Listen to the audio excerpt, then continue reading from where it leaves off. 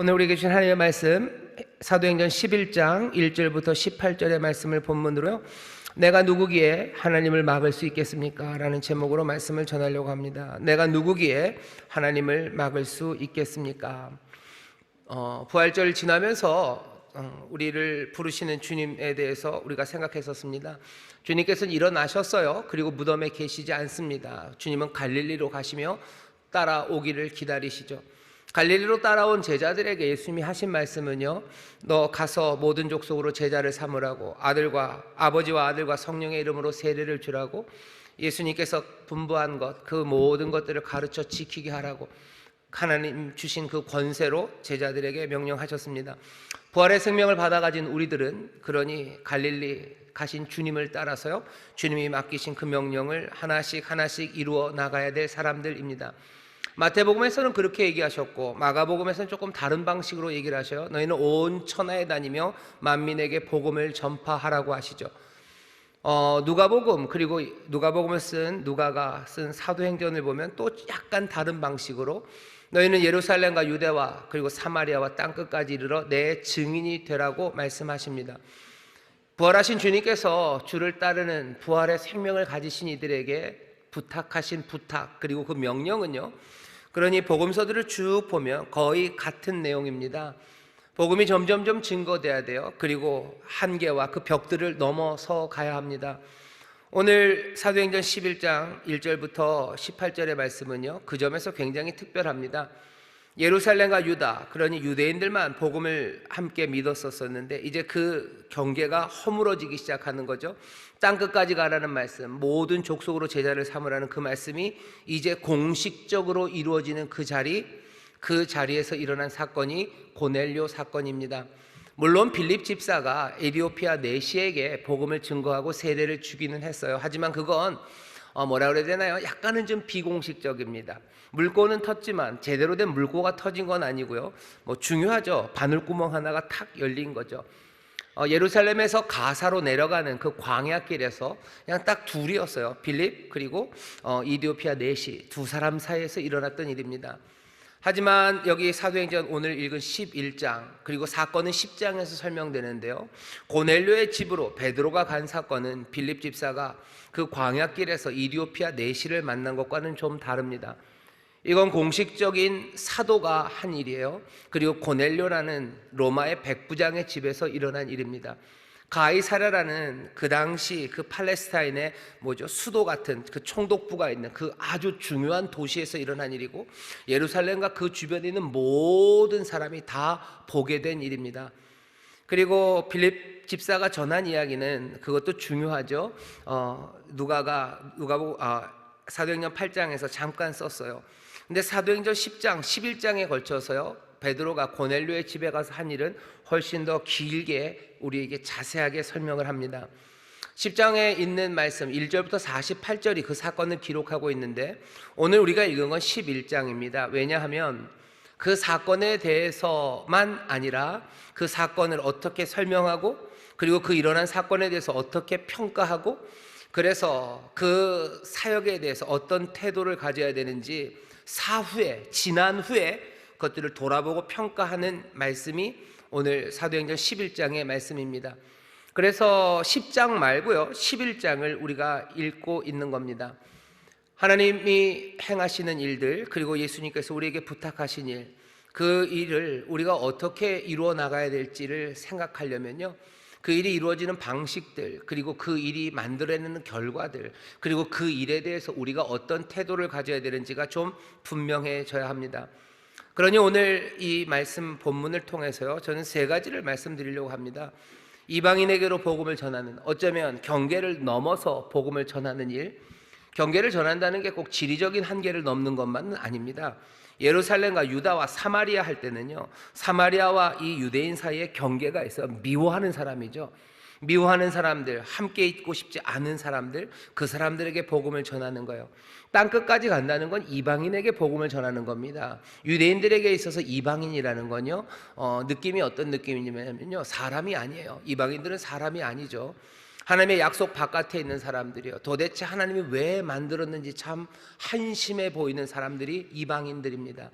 그러니 전혀 섞이고 싶지 않은 사람들, 그 사람들이 이방인이고 그들에게 복음을 증거하라고 한 겁니다. 그러니 땅끝 그리고 모든 민족이라고 얘기했을 때는 다시 한번 말씀드립니다. 꼭 지구 끝 어딘가를 가야 되는 건 아니에요. 우리는 이제 알죠. 지구는 둥글기 때문에요. 지구 끝 어디를 말한다는 건 약간 좀 의미가 이상해집니다. 한계를 넘어서는 거예요. 미움이라는 벽을 넘어서 무시하는 삶들, 그 삶에라도 내가 보고 싶지 않은 삶, 아니 내 생각에 아예 들어오지도 않았던 사람들, 그 사람들에게 복음을 전하는 거죠. 어쩌면 문화권이 다른 사람들은요, 우리와 삶을 같이 하지 않습니다. 그러니 별 상관이 없는 사람들이에요. 이방인들, 별 상관없는 사람들, 내 삶에 전혀 영향 끼치지 않고 영향 끼치지 않아도 아무 상관없는 사람들, 그 사람들에게까지 복음을 증거하라는 거죠. 저기 아프리카에 있는 누군가가 우리의 삶에 직접적인 영향을 끼칩니까? 별 영향 끼치지 않습니다. 사람들은 나비 효과 이런 얘기를 해서 저기서 뭘 하면 여기까지 영향을 끼친다고 하지만, 예, 맞아요. 지금은 훨씬 더 세계가 연결되어 있기 때문에 그렇게 영향을 받기는 하지만, 그래도 내 주변에 있는 이웃들만큼 그렇게 내 삶의 영향권 안에 있지는 않습니다. 그런 사람들에게 복음을 전하는 거예요. 베드로가 고넬료라는 이 이방인에게 복음을 전하는 게 자기의 삶에서는 그렇게 중요하지 않다고 생각했어요. 하지만 예수님께서 그렇게 명하셨죠. 그 일이 이루어지는 방식, 그것이 어떤 방식인지, 그리고 그 일을 통해서 무엇이 이루어지는지, 그러니 우리는 이 일에 대해서 어떤 태도를 가져야 되는지 오늘 우리가 읽은 본문 말씀이 알려줍니다. 먼저는 이 일은 어떻게 이루어지냐면요, 아주 분명합니다. 이건 하나님의 강권적인 역사로 이루어집니다. 이건 성령님이 주도해서 이루어집니다. 베드로가 고넬료에게 복음을 증거하고 그래서 고넬료의 집안 사람들에게 세례를 준 사건을 보면요, 처음 시작이 환상으로 시작합니다. 고넬료가 환상을 봐요. 고넬료가 기도하는 가운데 환상을 보고요, 베드로가 기도 시간에 기도하는 가운데 환상을 봅니다. 고넬료가 만들어낸 환상 아니고 베드로가 만들어낸 환상입니다. 성령이 우리에게 임하시면 우리가 꿈을 꾸고 환상을 본다고 하셨어요. 환상은 하나님이 주시는 거죠. 베드로에게 환상을 주시고 고넬료에게 환상을 주셔요. 여기에 베드로와 고넬료가 하는 건 아무것도 없습니다. 게다가 고넬료는 그냥 한 번에 단박에 들은 것 같지만 베드로는 저항하죠. 이거 먹어라 라고 얘기하시는데 보니까 먹을 만한 게 아니에요. 유대인들은 먹을 수 없는 겁니다. 못 먹습니다. 내가 어려서부터 이런 거 먹어본 적이 없어요. 우리 엄마가 이런 거 먹으라고 그러지 않았어요. 먹지 말라고 그랬어요. 그러니 먹을 수 없다고 3번이나. 하지만 하나님은 계속해서 먹어라, 먹어라, 먹어라. 하나님이 깨끗하다 하신 걸 네가 속되다고 하지 말아라. 먹어라, 먹어라, 먹어라. 계속해서 강권하십니다. 이 일을 누가 주도해 가셔요? 하나님이 주도해 가셔요. 그리고 하나님이 그것들을 밀어붙이고 계십니다. 하나님이 사람을 보내어 베드로의 집 앞에 서게 하셔요. 여지껏 그래도 베드로는 미심쩍어합니다. 이게 뭔가 싶을 때 성령님이 베드로에게 말씀하십니다. 의심하지 말아라. 이 사람들 따라가라. 너 당황하지 말고 의심하지 말아라. 하나님이 너를 보내시는 거다라고 성령님이 밀어붙이셔요. 갔더니 고넬료가 만나서 얘기하죠. 나도 환상을 본 거라고. 나도 욥바로 사람을 보내서 베드로라는 시몬 찾아서 그 사람 불러다가 하나님 말씀 들어라. 그러면 네 집에 그리고 너에게 구원이 임할 거라는 하나님의 말씀 환상을 내가 들었다고. 그래서 사람 보낸 거라고. 베드로가 그 말을 듣고 이제 전하기 시작합니다. 예수 그리스도를 전하기 시작해요. 전하기 시작할 때 성령님 오시라고 베드로가 뭘 한 것도 아니에요. 근데 어떻게 돼요? 성령이 오십니다. 성령이 임하셔요. 성령이 임하시고 또 임하시고 났더니 주의 말씀을 깨닫게 하시는 게 성령이죠. 베드로에게 예수님이 하셨던 말씀을 깨닫게요. 요한은 물로 세례를 주었지만 이제 너희는 성령으로 세례를 받으리라 하는 말, 그 말이 생각나도록 누가? 성령님이 생각나게 하셔. 그러니 내가 해야 될 일은 뭐였어요? 베드로가 해야 될 일은 그냥 물로 세례를 주는 일이에요. 성령은 임하시고 물로 세례를 주는 것, 이 모든 것들은 누가 이끌어 가셔요? 성령님이, 하나님이 이끌어 가십니다. 복음을 증거하는 것, 사마리아에 그리고 땅끝까지 모든 민족에게 복음을 증거하는 일, 그 일은요 하나님이 주관하시는 일이에요. 베드로가 우리에게 설명해 줍니다. 자 봐라, 우리가 계획한 거 아니에요. 우리가 프로젝트 짠 거 아니에요. 하나님이 주권적으로 역사하셔. 성령님이 숨가쁘게 몰아치셔요. 성령님의 주권적인 역사, 땅끝까지 증인되는 일을 가능하게 하는 것은 바로 하나님의 역사요 성령님의 몰아치심입니다. 여러분 이 일들을 기억하시기를 주의 이름으로 축원합니다. 이건 하나님이 주관하셔서 하셔요. 주권적으로 하셔요. 내가 어쩌면 머뭇거릴지라도 하나님이 하셔요. 하나님의 능력으로 하시는 거지 사람이 하는 일은 아닙니다. 그러면 우리는 선교 계획 잡지 않습니까? 이것도 마찬가지예요. 하나님이 하시는 일이고 성령이 이끌어 가시는 일이라고 생각해야지 우리가 어떻게 해야 되고 내가 만들어가는 일, 그런 일은 아닙니다. 분명히 오늘 11장에서 보여주시는 거예요. 성령이 내게 명하셨다. 성령이 명하신 거예요. 하나님이 몰아가시는 거예요. 예수님께서 우리에게 그렇게 부탁하시고 명령하신 일이에요. 이건 하나님이 관심을 가지시고 직접 추진하시고 주관하시고 몰아가시는 일입니다. 여러분들 이 일을 기억하시기를 주의 이름으로 축원합니다. 이건 하나님의 일이에요. 하나님의 일입니다. 하나님의 일이에요. 하나님이 이것만큼 몰아가시는 일이 없으셔요.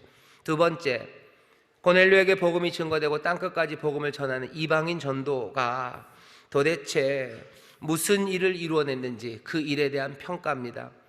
베드로는 이 일을 쭉 설명해요. 성령님이 하신 일이에요. 내가 어떻게 한 거 아니다. 성령님이 하신 거다라고 쭉 설명을 하더니 거기 17절에 보면요, 그런즉 하나님이 우리가 주 예수 그리스도를 믿을 때 주신 것과 같은 선물을 저희에게도 주셨으니, 갔더니 성령이 임하죠. 성령이 임하고 그들에게 세례를 주었어요. 베드로가 그 모든 일들에 대해서 어떻게 평가하냐면요, 우리에게 주신 것과 같은 선물을, 우리가 주 예수 그리스도를 믿을 때 하나님이 우리에게 주신 것과 같은 선물을 그들에게 주셨대요. 선교를 통해서 이루어지는 일은 뭡니까?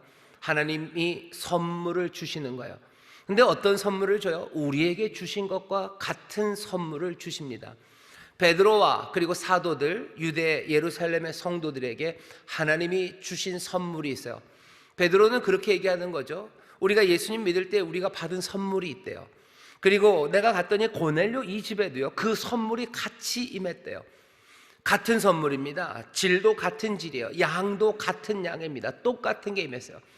그렇다면 우리는 이렇게 얘기할 수 있죠. 지금 우리도 사실은 이 전도의 끝에 우리가 서 있는 겁니다. 우리도 주 예수 그리스도를 믿을 때 베드로와 그리고 그 사도들이 받았던 것과 같은 선물을 우리도 같이 받은 줄 믿습니다. 우리도 그 선물을 받았어요. 근데 같은 선물이라고 베드로는 얘기하는데 그 같은 선물이 뭔지는 잘 설명이 없습니다. 18절에 보면 그 질문을 좀 풀어줘요. 베드로가 고넬료 그 이방인들과 함께 먹고 그 사람에게 세례를 주었다는 말로 막 실문하고 실책했던 사람들이 하나님이 하신 일이다 라는 이야기를 듣고, 하나님이 우리에게 주신 선물과 같은 선물을 고넬료 그리고 그 집안에 주셨다는 이야기를 듣고서 그 같은 선물이 뭔지를 이 사람들이 풀어서 얘기해 줍니다. 저희가 이 말을 듣고 18절입니다. 잠잠하여 하나님께 영광을 돌려 가로되 그러면 하나님께서 이방인에게도 생명 얻는 회개를 주셨도다. 문장이 똑같죠. 하나님이 주셨어요. 뭘? 생명 얻는 회개를 주셨어요. 이방인에게도. 베드로는 뭐라고 얘기했어요? 하나님이 우리에게 주신 것과 같은 선물을 그들에게도 주셨어요. 같은 선물을 주셨어요. 18절에서 그게 뭐래요? 생명 얻는 회개랍니다. 그러니 하나님의 선교를 통해서 이방인에게 복음이 증거되면서 나타나는 결과는 뭐냐면요, 생명 얻는 회개, 그것을 하나님이 주시는 겁니다. 하나님이 생명 얻는 회개를 주셔요.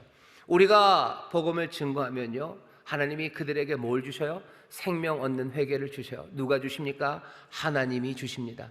하나님이 생명 얻는 회개를 선물로 주십니다. 생명 얻는 회개, 여러분들 이 말이 도대체 무슨 말인지 조금 이해하셔야 됩니다. 생명 얻는 회개, 그러면 이렇게 생각하실 수 있어요. 회개해서 생명을 얻나 보다.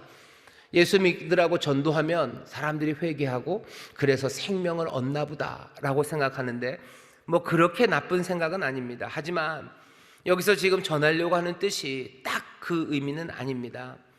생명 얻는 회개라는 말에 여러분들 좀 주목해 주셔요. 오늘 제가 전하고 싶은 어쩌면 중심이 되는 생각입니다. 복음이 증거될 때 도대체 무슨 일이 일어날까요? 하나님이 주셔요. 우리가 주는 거 아닙니다. 하나님이 선물을 주시는데 그 선물은 생명 얻는 회개입니다. 회개라는 건 죄를 고백하는 것과는 조금 다릅니다. 내가 잘못했다고 고백하는 것, 그 자백이라는 말이 따로 있어요. 하지만 회개라는 말은요, 돌아선다는 이야기죠. 여러분들 많이 들어보셨죠? 메타노이아요. 돌아서는 거예요. 생명 얻는 회개할 때 회개는 돌아서는 겁니다. 뒤에 생명 얻는 이라고 번역된 거는요, 메타노야, 돌아서는 거예요. 그 다음에 에이스, 그 다음에 조에입니다. 조에라고 그래가지고요, 생명이요. 에이스 그러면요, 인투, 영어로는 인투입니다. 어디 안으로, 어디를 향해서예요. 붙여서 이해하면 이러는 거죠. 생명을 향해서 돌아서는 겁니다. 아니면 생명 안으로 돌아서는 거예요. 아니면 그 생명을 위하여 돌아서는 겁니다. 생명을 위하여 돌아서요? 생명을 향하여 돌아서요? 그걸 우리에게 선물로 주십니까? 그 의미가 조금 애매하신 분들이 있어요. 왜 그러냐면 그 생명이라는 말이 낯설기 때문이에요.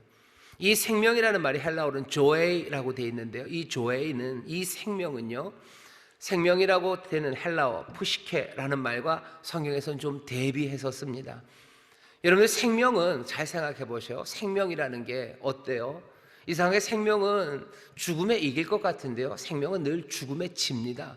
사람들은 그래서 살아간다고 하지만 사실은 죽어가는 거죠. 푸시케, 그 생명이요, 죽어가는 생명이라고 생각하시면 돼요. 육체의 생명입니다. 그 생명은 늘 죽어가요. 사람들이 아닌 것처럼 그냥 애써서 이리저리 분칠을 해봐야 결국은 마지막에 그 관에 들어가기 전에 분칠하는 거, 그걸로 끝나는 거죠. 죽음에서 떠나가려고 해도요, 사람들이 죽음으로 나를 조문하러 찾아오고요, 나도 조문하러 가고 결국은 내가 누워서 조문객을 맞이하겠죠. 생명이라고 얘기하지만 사실은 생명은 죽어가는 생명입니다. 예수님이 나는 부활이요 생명이다 하실 때, 나는 부활이요 죽어가는 생명, 푸시케라고 하지 않으셨어요? 나는 부활이요, 그 다음에 뭐요? 나는 조에이다. 다른 생명을 얘기하십니다. 요한복음 12장 25절을 보면 이 말씀이 훨씬 더 분명하게 들립니다. 요한복음 12장 25절, 그 미랄의 비유 뒤에 하시는 말씀이요, 자기 생명을 사랑하는 자는 잃어버릴 거예요. 자기 생명을 사랑하는 자, 푸시케입니다. 자기 육체의 생명을 사랑하는 사람? 당연히 잃어버리겠죠. 이 세상에서 자기 생명, 푸시케를 미워하는 자, 오히려 그 사람이 영생하도록 보존하리라. 그 영생에서는 영원한 생명이죠. 영원한 조에이입니다. 이 육체에 죽어가는 생명을 미워하는 사람이 여기 예수 그리스도 안에 있는 이 참된 생명, 이 영원한 생명을 얻을 수 있어요. 그러니 당연히 하나님께서 선물로 주시는 생명을 얻는 회개할 때, 그 생명을 향하여 돌아섬할 때 그 생명은 푸시케가 될 수가 없습니다. 이건 조에이예요. 그리스도 안에 있는 생명으로 돌아서는 거예요. 죽을 수밖에 없는 생명에서, 푸시케에서 뭐예요? 조에이로 돌아서서요, 그리고 그것을 향하여 그것 안으로 들어가게 하는 거죠. 그러니 이건 당연히 복음의 이야기일 수밖에 없어요. 이건 당연히 십자가의 이야기일 수밖에 없어요. 갈보리, 그 죽음의 자리에서, 그 해골이라는 골고다에서 이 생명이 흐르기 시작하는 그 복음, 그건 말할 수밖에 없는 겁니다. 우리의 삶을 죽을 수밖에 없는 육체의 생명에서요, 이 영원한 생명으로 우리를 바꿔 돌아서게 하는 것, 이게 무슨 의미입니까? 여러분들 생각해 보세요. 죽음으로 살아가는 사람들 있어요. 푸시케로 살아가는 사람들 절망하는 거예요. 푸시케로 살아가는 사람들 지치는 거예요. 쾌락을 따라 살아가는 거예요. 그러니 그냥 마음대로 살아가는 일이죠. 거짓말하며 살아가는 거예요. 게으르게 살아가는 거예요. 그냥 내 멋대로 살아갑니다. 하지만 그 푸시케에서요, 영생, 조에이로 삶이 바뀌어지기 시작하면 얘기가 달라요. 영원한 생명을 살아가는 사람이니 절망 대신에 소망으로 살아갑니다. 삶을 그냥 제멋대로 살아가지 않아요. 훨씬 더 단단하게 살아가기 시작하는 거죠. 하나님이 이 복음을 통해서 이루어지는 일은 이 생명을 향하여 돌아서고 생명 안으로 돌아서게 하는 일, 그 일을 가져다 주시는 겁니다. 그러니 하나님 앞을 찬송할 만하죠. 하나님 앞에 영광을 올려드리는 거죠. 회개한다라는 이야기, 회개가 정말 중요하죠. 생명 얻는 회개, 그것이 우리에게 주는 선물인데, 사람들은 이것이 그냥 죄를 자복하고 그냥 눈물 흘리는 것이라고 생각하면, 내가 잘못했다고 말하는 운동이라고 생각하면 이건 곤란합니다. 우리나라에서 회개운동이 일어났던 적이 있어요. 1903년에 원산에서 1907년에 평양에서, 다 북한이네요. 거기서 회개 운동이 일어났을 때 사람들은 자기의 죄를 자복해요. 내가 잘못한 것을 눈물을 흘리고 땅을 치고 옷을 찢으며 하나님 앞에 잘못을 고백합니다. 하지만 거기서 끝나지 않아요. 사람들은 자기들의 게으름, 거짓말, 그리고 온갖 주색 잡기 이런 것들에서 돌아서기 시작하는 거예요. 그 당시 조선 말이죠. 사람들이 게을렀던 이유가 있겠죠. 그 사람들이 술에 빠져 살았던 이유가 있고 거짓말로 살았던 이유가 충분히 있었겠죠. 하지만 그 이유가 합당한 근거는요, 그들이 살아가는 삶이 푸시케 죽어가는 삶이기 때문이에요. 어차피 죽어갈 세상이에요. 그런데 이렇게 혼란하고 말도 안 되는 세상에서 내가 열심히 일할 필요 있습니까? 게으르게 사는 거죠. 내가 여기서 진실되게 살 필요 있습니까? 거짓말로 사는 거죠. 정말로 구한말 이 혼란의 땅에서 그냥 주색 잡기로 사는 거죠. 술 먹고 띵까띵까 사는 거지. 그것 말고 뭐 더 살 게 있었습니까? 그런데 여기 복음이 증거되기 시작하니까요, 하나님이 뭘 주셔요? 생명을 향한 회개, 생명 안으로, 그 조의 안으로 사람들을 돌아가게 하신 거예요. 그러니 이제 더 이상 그렇게 살 이유가 없어요. 내가 왜 그렇게 송장 같은 삶, 죽음의 삶, 미련 없이 버리는 거죠. 그것들 미워하기 시작하는 거죠. 그리고 영생으로, 다른 삶으로 살아가는 거죠.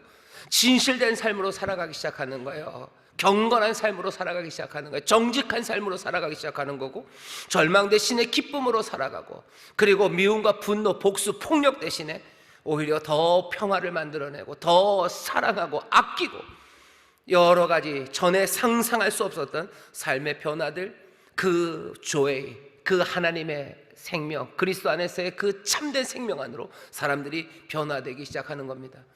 그때 세상이 변해요. 하나님이 그것들을 주셔요. 복 아닙니까?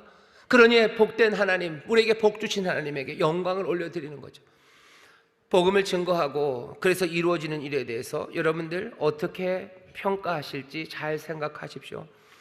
그 생명 안에서 사람들은 기뻐하기 시작하는 거예요. 그 생명 안에서 사람들은 사랑하기 시작하고 화평을 누리기 시작하고 오래 참고 양성과 그리고 충성과 온유와 그리고 그 절제와 성령 안에서의 새로운 삶들, 그 삶들을 누리기 시작합니다.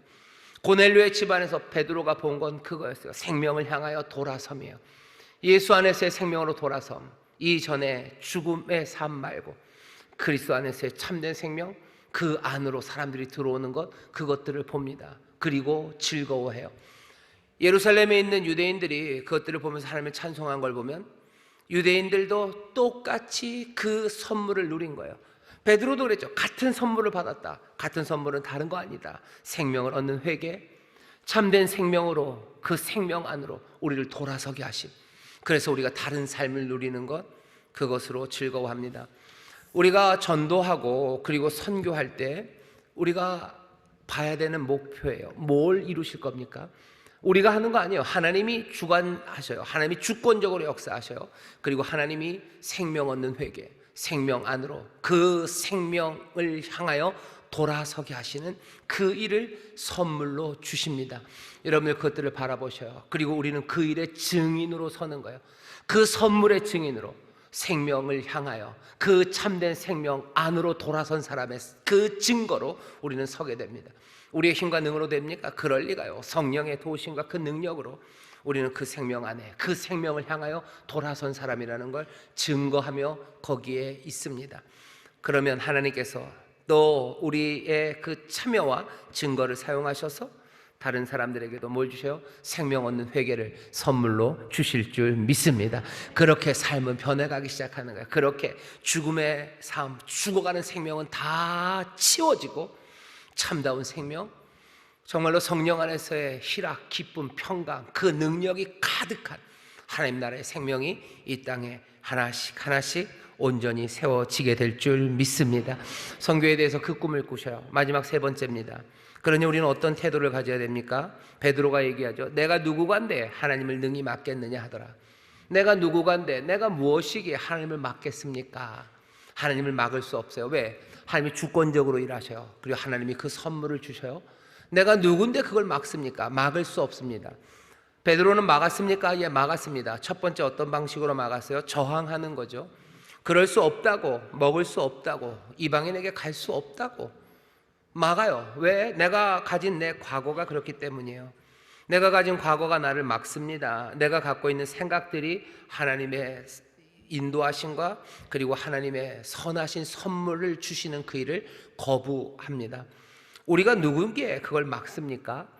오늘 그러니 생각하셔야 돼요. 여러분들, 하나님께서 하시는 이 복된 일에 가로막지 마셔요. 그거 막을 수 없습니다. 여러분들 순종하시는 길밖에 없습니다. 하나님이 이 일을 행하시니 여러분들 순종하며 듣고 순종하며 나가시기를 주의 이름으로 축원합니다. 구체적으로 뭐예요? 여러분, 선교를 위해서 우리를 부르시는 일에 싫다고 저항하지 마셔요. 이건 내 일이 아니에요. 나는 욥바에 있고 싶어요. 욥바에서 병자들 고치고 욥바에서 구제하는 일, 이 도르가랑 하고 싶어요 라고 말하지 마셔요. 성령이 우리를 인도하시면 그 일 하는 겁니다. 교회가 하나 되어 이 일을 하나님이 행하시며 나가고 하나님 찬송 받으시는 이 복된 일로 우리를 몰아가실 때 여러분들 싫다고 저항하지 마시기를, 맞서지 마시기를 주의 이름으로 축원합니다. 이 일에 그냥 오셔요. 그리고 증인 되십시오. 내 선물이 풍성해지고 그 선물이 충만해지는 기쁨으로 우리를 인도하고 하나님을 찬송하는 그 일에 우리를 더욱더 깊이 불러주시는 줄 믿습니다. 우리가 하나님을 막는 방법은요, 거부하는 것만 있는 건 아니에요. 또 하나는 뭐예요? 비껴갑니다. 하나님을 막아요. 어떻게? 비껴가는 거죠. 하나님이 이렇게 하라고 하시는데 나는 싫어요. 절로 가는 거예요. 바울이 아시아로 가려고 합니다. 바울과 그 선교팀이 아시아로 가려고 해요. 하지만 막으시죠. 예수의 영이 가로막으셔요. 그리고 결국은 마게도냐로 보내십니다. 하나님을 막아서는데 우리가 누구기에 하나님 말고 우리가 알아서 비껴갑니까? 이리로 가라는데 비껴갈 수 없어요. 성령님이 우리를 인도하시는 것, 그것 따라가야 합니다. 우리 구체적으로 얘기하면요, 이거 말고 딴 거 하고 싶어요 라고 얘기하지 마셨으면 좋겠다 라는 말씀을 드리려고 하는 거예요. 성령님이 우리를 이리로 인도하신다고 우리는 믿습니다. 다른 곳으로 가고 싶으신 곳들도 있으시겠죠. 선교 이렇게 하고 싶고 미얀마 말고 다른 데 뭐 하고 싶고 뭐 좋아요. 하지만 하나님이 우리를 한 몸으로 부르셨고 또 성령님이 우리를 가라고 하신 것, 우리는 사람이 많지 않습니까? 그래도 교회는 한 몸입니다. 베드로가 고넬료의 집에 가이사랴로 가면서 동시에 어디로 갈 수는 없어요. 바울이 마게도냐로 가면서 아시아로 갈 수는 없습니다. 아시아 말고 마게도냐로 가게 하셨어요. 그러면 마게도냐로 가면 됩니다. 하나님이 주관하시는 일이시고 하나님이 주시는 선물이에요. 성령의 인도하심 따라 그 길 순종하며 가면 됩니다. 가면서 비껴가려고 하지는 마셔요. 그리고 기도하십시오. 우리 교회가 한 마음으로 주의 일을 감당하게 하시고 또 한 길로 성령님 따라가게 하여 주옵소서. 그래도 우리가 팀을 나눠서 여러 곳 해야 되면 해야 수 있지 않습니까? 예, 맞아요. 할 수 있습니다. 그러니 우리가 3개로 나누기도 하고 여러 개로 확장해 나갈 거예요. 하지만 그럼에도 불구하고 우리가 성령님이 우리를 이리로 인도하신다고 그렇게 팀을 짜고 그렇게 갔었을 때 여러분을 꼭 비껴가지는 마십시오. 내가 누구기에 하나님을 막을 수 있겠습니까? 하나님이 인도하시는 대로 비껴가지 마시고 함께 순종하며 나가시기를 주의 이름으로 축원합니다. 내가 누구기에 막습니까? 내가 누구기에 비껴갑니까? 세 번째, 제일 위험한 거 하나는 내가 누구기에 하나님을 막을 수 있습니까? 어떤 방식으로? 가로채는 거죠. 하나님이 주관하시고요. 그리고 하나님이 주시는 선물이에요. 근데 그것을 가로막아요. 어떻게 가로막아요? 우리가 하나님인 양 하는 겁니다. 하나님은 사라지고요. 그냥 우리가 가짜 하나님처럼 거기에 서는 일입니다. 우리가 누구기에 하나님을 가로막습니까? 여러분들, 이 일들은 이렇게 되는 거예요. 우리가 선교라는 걸 하면서요, 하나님인 양 할 때가 너무 많아요. 하나님이 전지전능하신 것처럼 우리도 적어도 전지전능해 보일 겁니다. 누구에게는. 많은 사람들이 선교를 한다 그러면서 이상하죠. 꼭 가난한 나라를 선교합니다. 가난한 나라, 아니면 질병이 많은 나라, 아니면 정치적으로 굉장히 힘들고 부패한 나라, 거기보다는 우리가 훨씬 더 낫죠. 훨씬 더 부유하고 훨씬 더 힘이 많고 훨씬 더 정의로워 보이죠. 그러니 거기에 있는 사람들에게는 우리가 신처럼 보일 겁니다. 그리고서는 우리가 그 가난의 문제를, 그리고 그 질병의 문제를 해결해 준다고 얘기하고 해결해 줄 수 있다고 스스로 믿어요. 그러니 사람들은 뭐라고 얘기하는 거예요? 우리가 의지만 있으면 되는 거죠. 하고자 하는 마음만 있으면 얼마든지 가난의 문제를, 그리고 질병의 문제를 해결해 줄 수 있어요. 의지만 있으면 되니까 뭐만 하면 돼요? 의지를 일으키기만 하면 돼요. 손 들고 나오기만 하면 돼요. 그냥 가면 되는 거예요. 우리 인천순복교회 성도들, 우리 돈이 있어요. 그러니 여러분들이 마음만 먹으면 미얀마에 어디에 우리가 거기에 있는 가난의 문제를, 거기에 있는 질병의 문제를 우리가 해결할 수 있어요. 그러니 뭐 일어나시라는 거죠. 돈 많은 사람들 일어나시고, 그럼 우리가 할 수 있다고 하는 거예요. 뭐 하는 거예요? 우리가 누구기에 하나님을 가로막습니까? 하나님인 척 하는 거죠. 하나님이 주시는 선물, 그것이 결과여야 되지. 우리가 하나님인 것처럼 우리가 가진 것을 거기다 주는 거, 그게 여기 지금 사도행전 11장에서 이야기하는 그 이야기가 아닙니다. 많은 선교의 일들이요, 자기가 하나님인 양 가요. 다 그런 건 아니지만 선교사들이 가서 하나님인 척합니다. 선한 하나님이요, 능력이 많은 하나님이요, 내가 모든 걸 다 줄 수 있어요. 게다가 또 비슷한 게 뭐예요? 단기 선교팀들 뭐 문제가, 그런 문제가 좀 있습니다. 우리가 가면 다 할 수 있어요. 다 줄 수 있어요. 차곡차곡 쟁겨가서 다 주면 거기서 내가 뭔가를 주고 온다고 생각하죠. 내가 누구기에 하나님을 막습니까? 하나님이 주시는 선물, 그거 전해져야 되는 거지. 하나님 비슷한 우리가 가는 건 아닙니다. 어떻게 해야 합니까? 하나님이 주관하시는 일이에요. 그리고 하나님께서 주시는 선물이에요. 그러니 어쩔 수 없어요. 생명으로 돌아서는 회개를 위해서요, 말할 수밖에 없는 것, 이 땅에 죽어가는 생명에 관한 이야기, 그리고 참된 생명에 관한 이야기, 참된 생명이 도대체 어디에 있는지에 대한 이야기, 그리고 그것에 대한 올바른 증거, 그리고 그 증거 안에서 변화되는 삶, 그것들을 우리가 증인으로 보여주는 것, 그것이 우리가 감당해야 될 일입니다. 그럼 구제하고 먹을 거 갖다 주고 하는 일을 안 합니까? 왜 안 합니까? 하나님께서, 또 주님께서 우리에게 사랑하라고 하셨죠. 어려운 사람 먹여라. 예, 먹이는 일 하면 돼요. 사랑하는 일 하면 돼요. 돌보는 일, 예, 하면 됩니다. 하지만 그 계명과는 조금 다른, 지금 여기 아주 특별한 부활의 생명을 가진 이가 예수 그리스도를 따라 나가는 그 사명으로 주신 일이에요. 어려운 이웃들, 어려운 세계에 있는, 예, 가난한 사람들, 여러분들 도와주셔요. 하지만 우리에게 맡기신 이 일은요, 그 일과는 좀 다른 일입니다. 배고픈 사람 먹이라고 예수님은 하시지 않습니다. 예, 먹이셔요. 겸손하게 내가 가진 것들을 나누셔요. 하지만 여기 있는 이 일을 잊지 마셔요. 하나님이, 성령이 주관하셔서요, 그래서 생명을 얻는 회개, 생명 안으로 이 생명이 푸시케 똑같은 거예요. 어차피 그냥 밥 주고 옷 주면 살아가는, 하지만 결국은 죽어가는 그 생명 아닙니까? 그 푸시케 말고 그 조회, 그리스도 안에서 그 참된 생명 안으로 돌아설 수 있도록 그거 돌리는 일, 그 일에 증인으로 우리를 세우셨다는 것, 그거 잊어버리면요, 아주 쉽게 우리가 하나님이 되어서 뭔가를 해결해주고 생명을 주고 구제하고 먹이고, 그리고 그 사람들의 문제를 해결해주는 전능한 무언가가 되어 거기에 섭니다. 우리가 누구기에 하나님을 막을 수 있습니까? 우리가 누구기에 하나님이 하시는 일을 가로챕니까? 하나님의 일을 하면서 잘 하셔야 돼요. 이거 조심하셔야 돼요. 여기 우리 김 목사님도 계시지만, 우리 한나라 은혜교회 우리가 하나님 노릇하면 됩니까? 그럴 만한 능력도 우리에게 없지만 우리가 누구기에 그렇게 합니까? 우리가 해야 되는 일이 뭡니까? 하나님이 하시는 그 일에, 하나님이 생명의 회개로 돌아서게 하는 그 일에 우리는 증인으로 설 뿐이에요. 겸손하게 주를 의지하며 그 생명이 내 삶에서 나타나는 거, 그거 보여주고 가고, 그거 확인하고, 그거 설명해주고, 그거 우리에게 맡기신 일이지, 우리가 하나님 노릇하라고 하는 거 아니에요.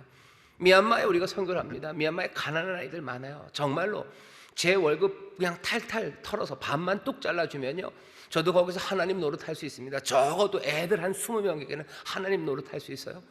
하지만 그 일을 위해서 우리를 부르신 거예요? 아니죠. 우리가 누구기에 하나님 노릇합니까?